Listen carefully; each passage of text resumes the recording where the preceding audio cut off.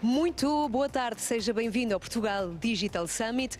Nesta tarde de quinta-feira, naquele que é o maior evento das empresas no digital em Portugal, a acontecer online e sempre em direto no Picadeiro Real. É um antigo Museu dos Coches em Lisboa, um cenário belíssimo. Muita coisa já aconteceu por aqui. Tivemos conversas, debates, concertos, entrevistas, reportagens, apresentação de aplicações, talk shows. Está tudo em portugaldigitalsummit.pt ou então no seu operador, basta procurar a posição 420, se é cliente nós, Vodafone ou Novo, basta navegar pelo histórico, pelas gravações. Se for cliente Meo, é muito fácil, basta carregar o botão ou azul ou vermelho e depois clicar por cima da aplicação do Portugal Digital Summit. Hoje vamos falar de moda e de lifestyle, vamos falar de turismo, até porque daqui a pouco vamos receber a visita da Secretária de Estado deste setor.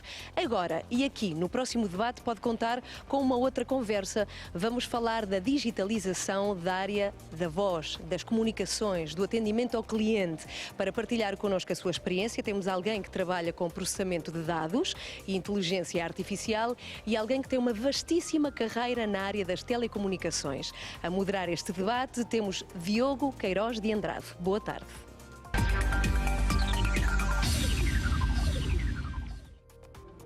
Olá, bem-vindos a mais uma conversa. Esta vai ser curiosa porque vamos falar de voz. A verdade é que a utilização de serviços de voz digital tem vindo a crescer de forma marcada. A pesquisa por voz cresce acima dos 2 dígitos ao ano.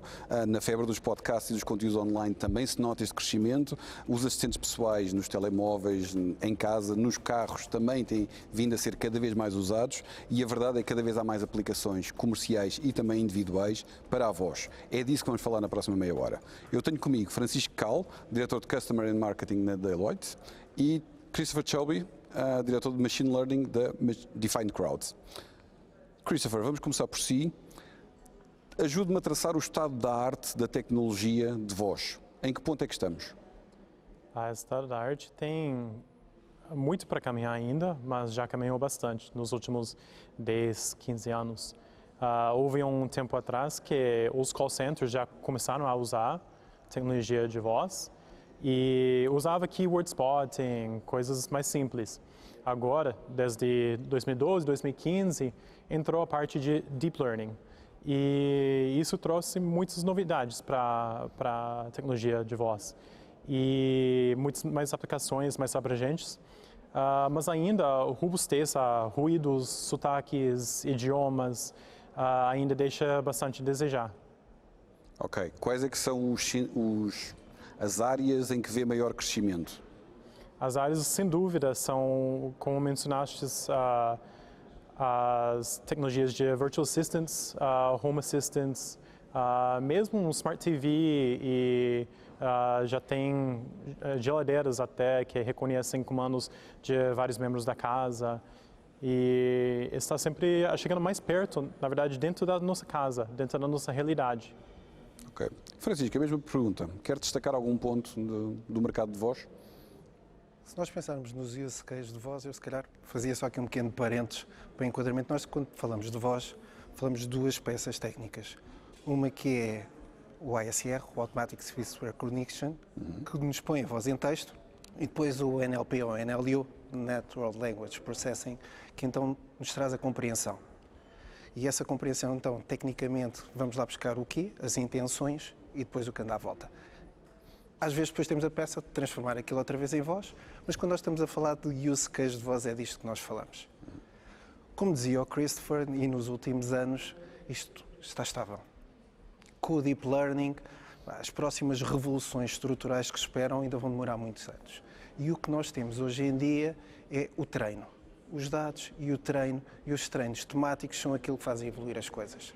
Também pegando ali um bocadinho há pouco na expressão do Christopher, os idiomas, e já que estamos em Portugal e entrando um bocadinho já por aí, não é? A tecnologia está madura, está estável. O grande tema em cima da mesa hoje em dia são os idiomas. E se nós falamos em inglês, quer seja Estados Unidos, Austrália, a UK, quer seja mesmo o português do Brasil, as coisas estão muito mais avançadas e tem tudo a ver com dados.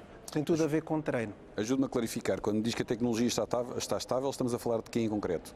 Estamos a falar do tipo de algoritmos que o Christopher falava em termos de deep learning, estamos a falar em termos de toda a componente algorítmica e que vai evoluindo, é natural, claro, ao longo do tempo, claro, mas que não se antevê uma grande revolução a nível dos algoritmos. O que se antevê agora são, em termos temáticos, o treino que nós conseguimos dar aos dados para os conseguirmos aproveitar.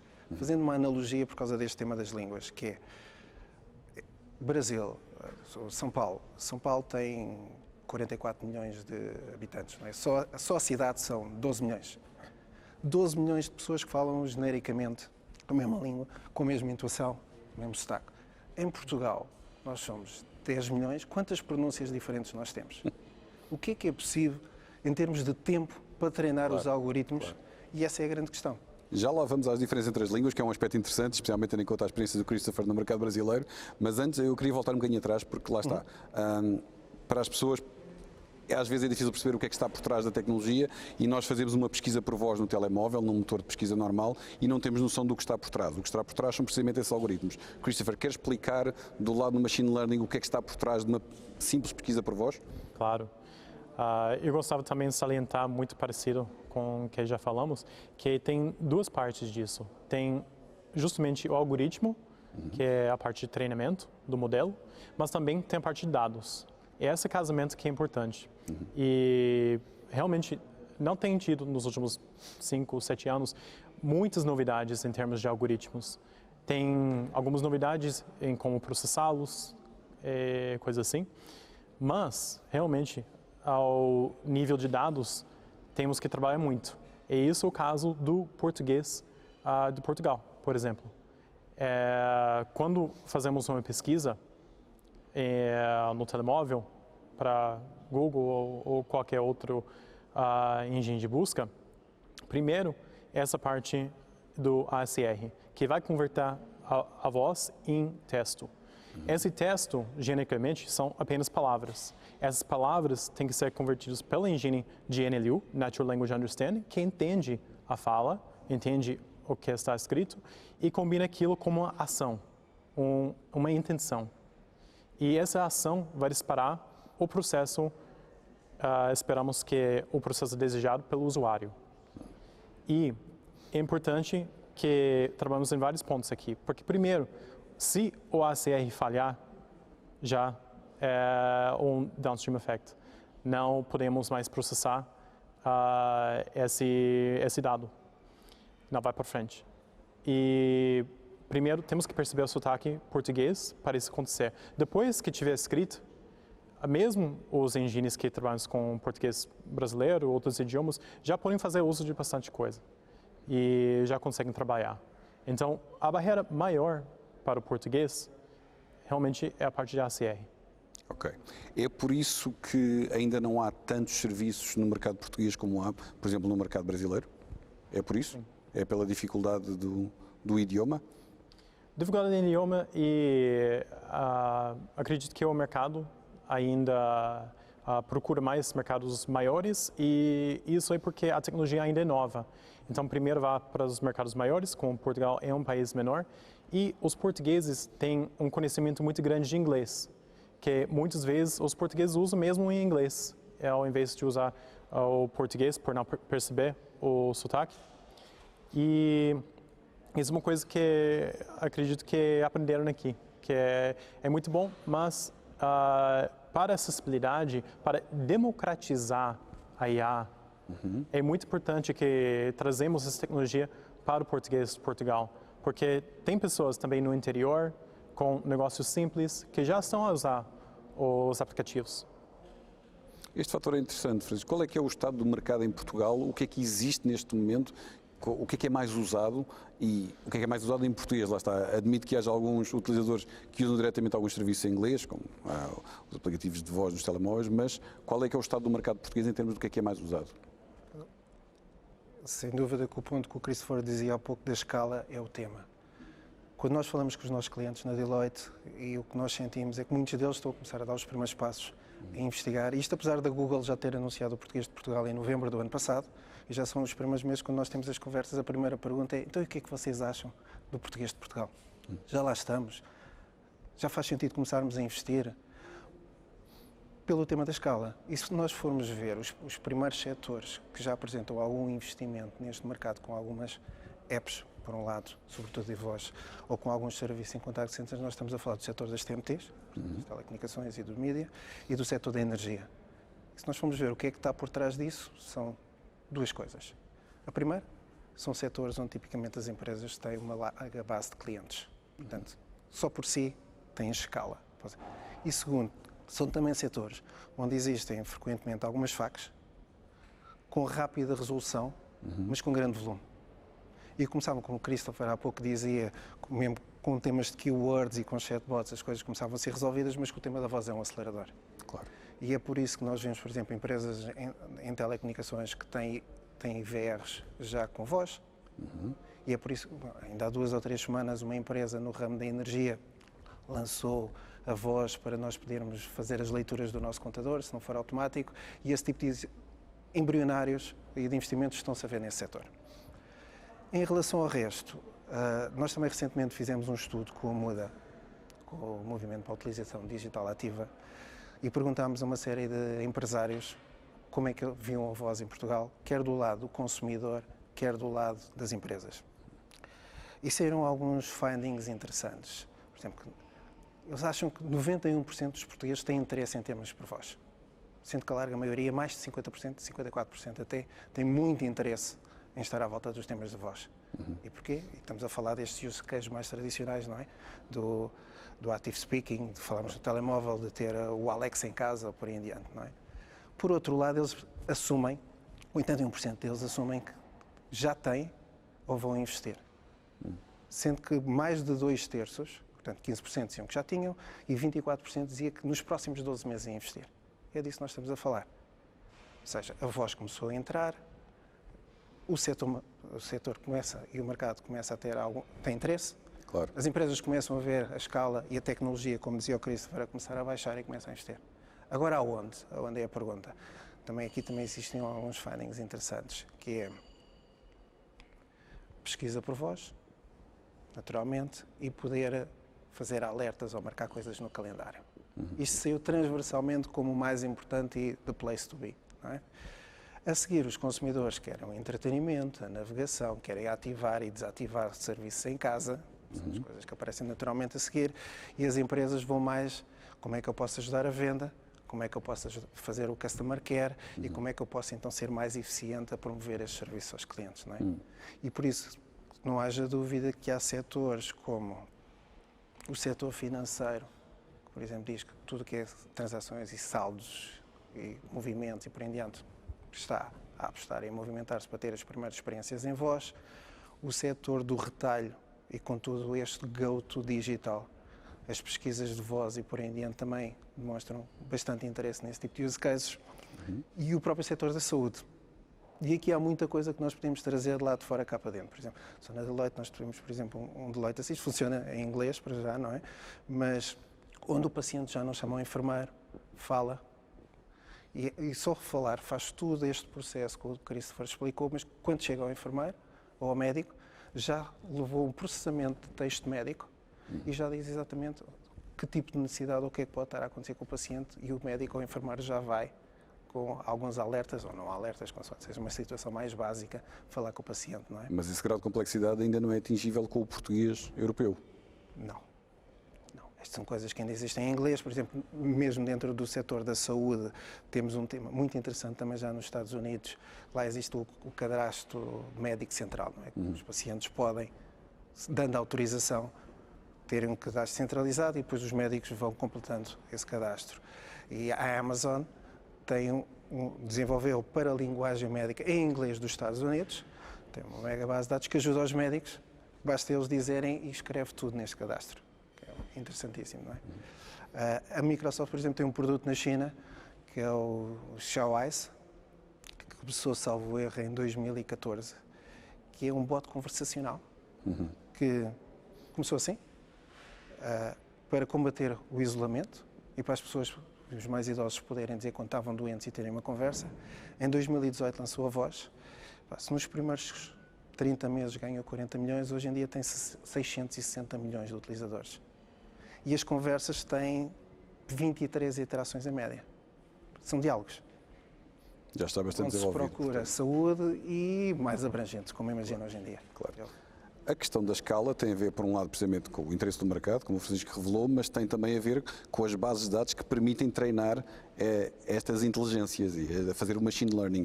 Que bases de dados é que são usadas no português europeu e já temos quantidades suficientes para treinar? Sim. Agora que entra no caso da FindCrowd, que justamente coletamos dados para os grandes players de IA no mundo inteiro, os Fortune 5, Fortune 10, e também temos a alma portuguesa. A maior parte da nossa operação aqui em Portugal, e isso é muito importante para nós. E temos também vários investidores e projetos com os players de high level aqui em Portugal. E é algo que estamos explorando agora e criando essas bases de dados, porque bases abertas não existem para português europeu. Então, no setor privado, estamos a buscar esses recursos para criar essas bases, justamente para democratizar a IA para todo mundo conseguir usufruir. Portanto, o que vocês fazem é comprar bases de dados de call centers, por exemplo, para treinar, fazer machine learning? Na verdade, a DeFineCrowd trabalha em todas as frentes que têm a ver com dados de IA. Então, o nosso negócio principal realmente é crowdsourcing. Okay. O que é crowdsourcing? Isso é muito importante, porque crowdsourcing é quando damos trabalhos para pessoas quaisquer, pessoas normais, que são informantes. E, no caso, podemos fazer um crowdsourcing para pagar pessoas que são de várias regiões de Portugal, Açores, Madeira, no norte, aqui em Lisboa, e coletar essa base de dados com todas essas vozes. E como que fazemos isso? Primeiro, vamos recrutar as pessoas que querem também ganhar um pouco de dinheiro e, com isso, usamos nossos algoritmos de machine learning e garantimos a qualidade desses dados. Porque crowdsourcing não é uma coisa nova, mas o que trazemos para crowdsourcing é a qualidade. E apuramos esses dados, fazemos toda essa parte de data curation, para que os nossos clientes tenham uma base de dados no mesmo nível que antigamente era feito com pessoas altamente qualificadas. É isso que mudou um pouco, porque antes as empresas precisavam ter equipes inteiras de linguistas, de tradutores, de pessoas altamente qualificadas. E as pessoas, primeiro, são escassas no mercado. E não só isso, mas quando tem alguns temas mais nichos, por exemplo, uma tradução para chinês para espanhol, não sei, fica mais difícil de achar esses profissionais, fica mais difícil de escalar esse tipo de trabalho. Então, o que conseguimos fazer agora é justamente escalar o conhecimento humano. Então, o que vamos fazer? Não vão ser exatamente tarefas que precisa de uma linguista para fazer, mas quebramos essas tarefas em mini tarefas que pessoas quaisquer conseguem sim fazer. E juntamos todos esses dados e depois com machine learning enriquecemos ainda mais o processo e entregamos dados de alta qualidade com uma escala muito grande. Porque isso, para a DeFineCrowd, não é só Portugal. Claro que temos crowds muito grandes em vários países, uns 40, 50 países mais ou menos. Temos uma escala muito grande mesmo, mas já tivemos negócios em 191 países do mundo. E cá em Portugal é mais fácil ainda, porque está aqui em casa. Claro. Você esteve 10 anos no mercado brasileiro. O mercado brasileiro também tem esta questão dos sotaques. Aliás, o sotaque de São Paulo, como o Francisco falou, é completamente diferente do sotaque nordestino, por exemplo. Aplicaram a mesma estratégia lá que estão a aplicar em Portugal. Claro. E isso nota-se no Brasil também, que como o Francisco mencionou, São Paulo realmente é um centro de comércio no mundo inteiro, mas principalmente na América Latina. E o sotaque paulistano, está bem representado em muitas bases de dados proprietários, e tem alguns também abertos, poucos, mas existem. Mas os sotaques do norte, os sotaques do sul e outras regiões realmente não estão bem representados. E isso porque o mercado ainda não abriu para essas populações. E para nós é uma coisa muito mais fácil, porque uma empresa que opera no Brasil normalmente tem um R&D, um centro de pesquisa e desenvolvimento, no estado de São Paulo.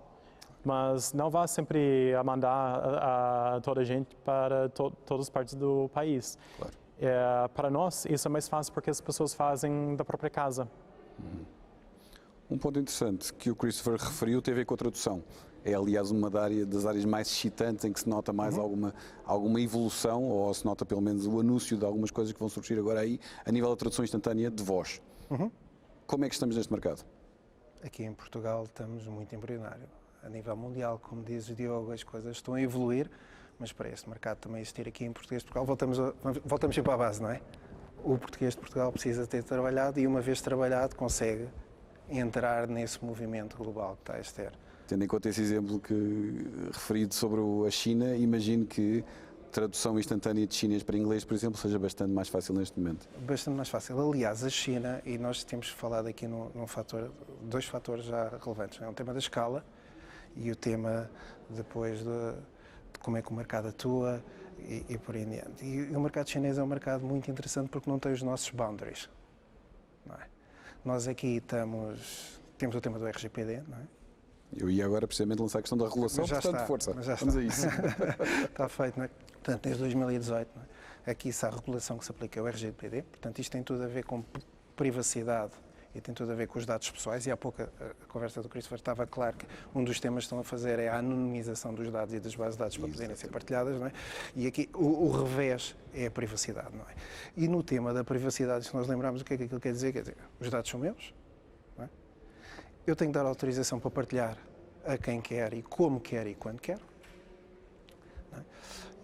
Eu posso consultá-los, eu desafio qualquer um a ir ao myactivity.google.com e ficar de boca aberta com o que é que lá está, com todas as pesquisas que nós fazemos, incluindo por voz, sempre que nós temos o login da Google e andamos por aí a brincar, como se costuma dizer, não é? E depois há um quarto tema que tem a ver com o direito ao esquecimento, ou com quanto tempo é que as empresas podem ficar com os dados, se não anonimizados, e essa é outra temática. Vou só fazer aqui um parênteses para contar uma pequena história que eu acho que é engraçada e acabou de acontecer. Em 2013, a Microsoft lançou a Xbox One com o novo Kinect, que tinha, para além do detector de movimentos, a voz, e aquilo estava ligado, e fez ali um show à volta de nós vamos ouvir-vos. Vocês ligam a Xbox quando disserem Xbox On, nós processamos isso tudo, inclusivamente deu ali algumas ideias que o marketing ia começar a ser personalizado. Isso foi um escândalo. Para além, em termos de preço relacionados, foi um escândalo e toda a gente começou a dizer, a partir de agora, ouvem tudo o que eu faço na sala e processam isso onde? E fazem o quê com os meus dados? E a verdade é que houve ali um tumulto. Há uns dias, a Apple lançou o HomePod Mini. Se nós formos à página central do HomePod Mini, tem logo lá 3 ou 4 coisas que vão endereçar este tema. Aquilo não ouve, só quando existe a Siri é que nós começamos a processar. Portanto, o processamento é todo local, nada vem para fora. 2, quando se utilizam imagens e texto, e-mails do telemóvel, mais uma vez, é entre este device e o telemóvel, não vem nada para cá. 3, se tiverem outros devices nossos, de vídeo, para segurança, mais uma vez, o processamento é local e tudo o que vier para nós é encriptado, sem Apple ID e essas coisas. Portanto, o tema da privacidade e dos dados ganhou uma relevância significativa. Agora, pegando na história no início, a China não tem nada disto. A China até tem cadastro de cara, não é? E de voz está iminente, não é? Há por acaso um livro interessantíssimo do Kai-Fu Lee, que é, para quem não sabe, é um dos grandes gurus da inteligência artificial a nível mundial, tem coisas no seu currículo como Microsoft e Apple em Silicon Valley, foi o CEO da Google China, quando foi para a China, e hoje em dia é um dos maiores investidores de tecnologia na China. E ele diz uma coisa, e eu concordo plenamente com ele, que é, se o tema virou para treino, em vez de desenvolvimento de algoritmos, como temos chegado à conclusão aqui, os Estados Unidos, onde em Silicon Valley se fazem as disrupções tecnológicas, vão perder esta guerra porque os dados, nós temos mais dados, nós podemos fazer as comparações que nós queremos e usá-los como quisermos e, portanto, os avanços ao nível, depois da aplicação prática, hoje em dia acontecem muito mais rápido na China do que acontecem na Europa, ou nos Estados Unidos, ou nos países ocidentais. Permita-me dizer que há uma razão para isso, não é? Quer dizer, há várias boas razões para isso e, aliás, a forma como a China utiliza as suas bases de dados dos seus cidadãos é para o controle social, coisa que, felizmente, na Europa e nos Estados Unidos não temos de enfrentar. Isso, são as duas... a reponderação, não é? Claro, claro que sim. Nós optamos pelos valores ligados com a privacidade e com os dados pessoais, não é? Sim. Bom. E a seguir, em termos de RGPD, como nós vemos, não é? Países, e apesar dos presidentes dos Estados Unidos, UK, a Índia, o Brasil, são países que querem pegar ali um bocadinho no mote e seguir um bocadinho e pôr alguma legislação à volta da privacidade. Na China não se antevê isso, não é? Portanto, Claro. Mas há aqui uma outra questão ligada aos algoritmos, ligada à regulação que tem a ver com os algoritmos. É muito previsível que nos próximos tempos, no próximo ano, provavelmente, a União Europeia decida fazer alguma regulação a nível de algoritmos. Vê que isso possa vir a ser uma ameaça? Acredito que não. Pegando o gancho dos Estados Unidos, é bastante diferente aqui na Europa do que nos Estados Unidos. Esse tema de privacidade é um tema diferente que nos Estados Unidos não é considerado um direito que nem aqui na Europa. Claro. É considerado um privilégio. E até Facebook já há pouco tempo anunciou sair da Europa. Teve várias multas a outras empresas americanas também por não cumprir o GDPR. Antes tinha o Privacy Shield, que foi invalidado pelo Tribunal Europeu também. E é algo muito importante na Define Crowd também, especialmente porque trabalhamos com os dados das pessoas, que também são recolhidos dentro da casa das pessoas. Por isso que a privacidade é extremamente importante. Temos um officer de proteção de dados, que também tem um departamento inteiro, que cuida apenas dessa parte.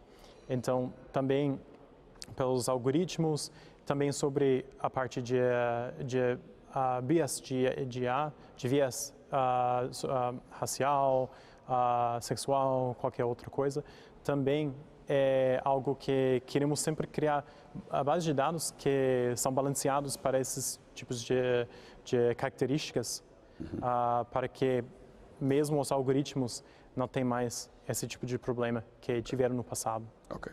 Obrigado aos dois. Eu atrevo-me a dizer, como conclusão, que temos a ganhar no facto de estar na União Europeia e de estarmos mais protegidos a nível da legislação, porque a privacidade é um direito que ainda é considerado na Europa, não como é na China. Muito obrigado a ambos e espero que tenham apreciado este momento. obrigado.